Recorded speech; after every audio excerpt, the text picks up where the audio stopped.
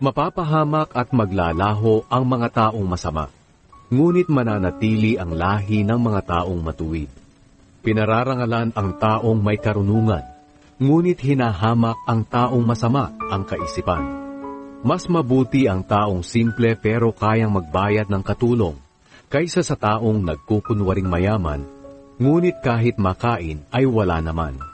Ang taong matuwid ay mabait sa kanyang mga alagang hayop, ngunit ang taong masama ay malupit at walang awa sa kanyang mga hayop. Ang magsasakang masipag ay laging sagana sa pagkain, ngunit ang walang sapat na pangunawa ay nagsasayang ng oras sa mga walang kabuluhang gawain. Ang taong masama ay laging kasamaan ang ginagawa, kaya hindi matatag ang kanyang kalagayan. Ngunit ang taong matuwid ay matatag gaya ng punong kahoy na malalim ang ugat.